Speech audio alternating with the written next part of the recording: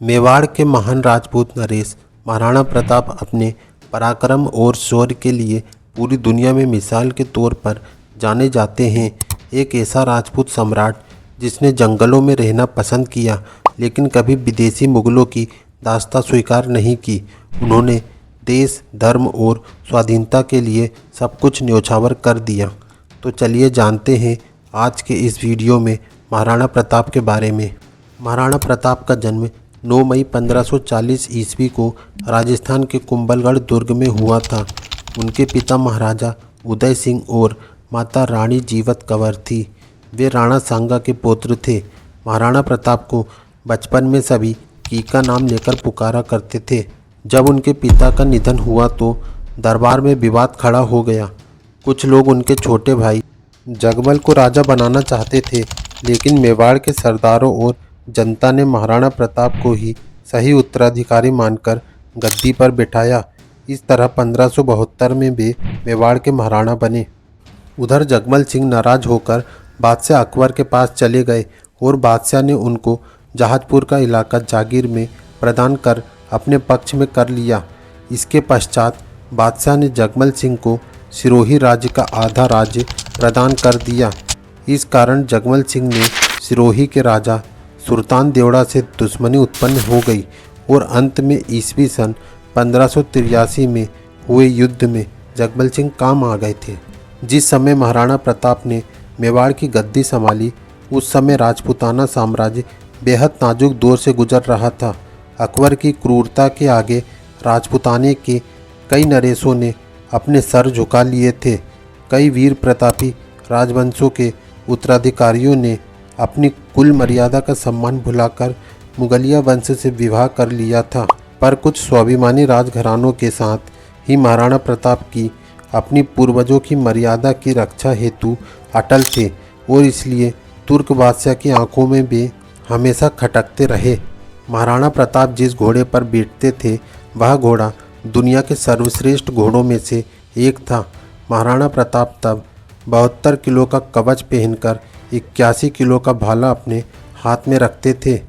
भाला और कवच सहित ढाल तलवार का वजन कुल मिलाकर 208 किलो का वजन उठाकर वे युद्ध लड़ते थे। सोचिए तब उनकी शक्ति क्या रही होगी।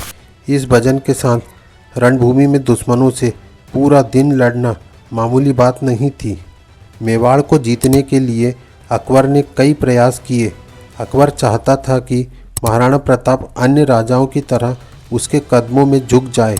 महाराणा प्रताप ने भी अकबर की अधीनता को स्वीकार नहीं किया था। अजमेर को अपना केंद्र बनाकर अकबर ने प्रताप के विरुद्ध सैनिक अभियान शुरू कर दिया। महाराणा प्रताप ने कई वर्षों तक मुगलों के सम्राट अकबर की सेना के साथ संघर्ष किया। मेवाड़ की धरती को मुगलों के आतंक से बचाने के लिए महाराणा प्रताप ने वीरता और शौर्य का परिचय दिया। महाराणा प्रताप की वीरता ऐसी थी कि उनके दुश्मन भी उनके युद्ध कौशल के कायल थे और उदारता ऐसी कि दूसरों की पकड़ी गई मुगल बेगमों को सम्मानपूर्वक उनके पास वापस भेज दिया था। इस योद्धा ने साधन सीमित होने पर भी दुश्मन के सामने सिर नहीं झुकाया।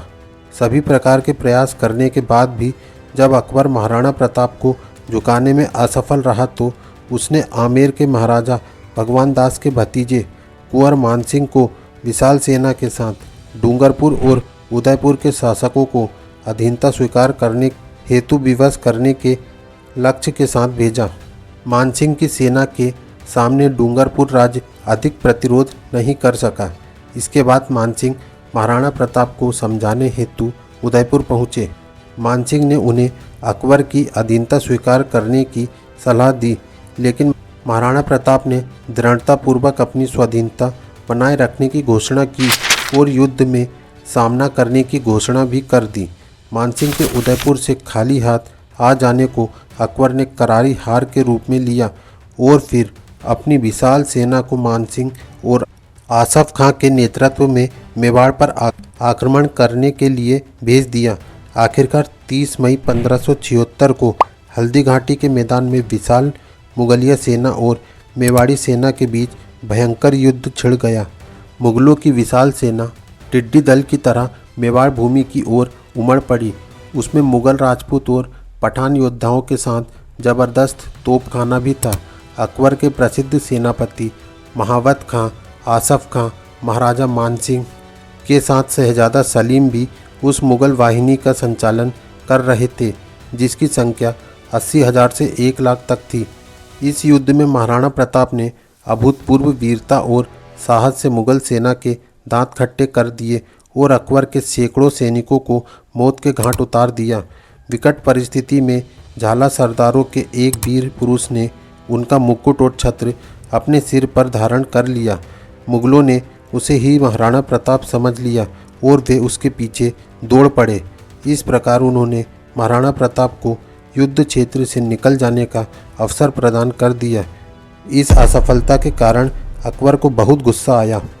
हल्दी घाटी युद्ध के दौरान महाराणा प्रताप अपने पराक्रमी चेतक पर सवार थे, लेकिन रास्ते में एक पहाड़ी नाला बह रहा था। युद्ध में घायल चेतक फुर्ती से उसे लांघ गया। चेतक नाला तो लांघ गया, पर अब उसकी गति धीरे धीरे कम होती गई और चेतक ने अपने प्राण त्याग दिए। बाद में उस स्थान पर एक चबूतरा बना दिया गया, जो आज तक उस स्थान पर है।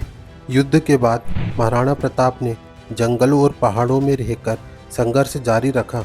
उनके पास ना तो पर्याप्त खाना था और ना ही साधन। महाराणा प्रताप और उनका परिवार कई बार घास की रोटियां खाकर गुजारा करते थे, लेकिन इन सब कठिनाइयों के बावजूद महाराणा प्रताप का हौसला अटल रहा। उन्होंने कहा, भले ही हमें घास खाना पड़े, लेकिन हम गुलामी कभी स्वीकार नहीं करेंगे।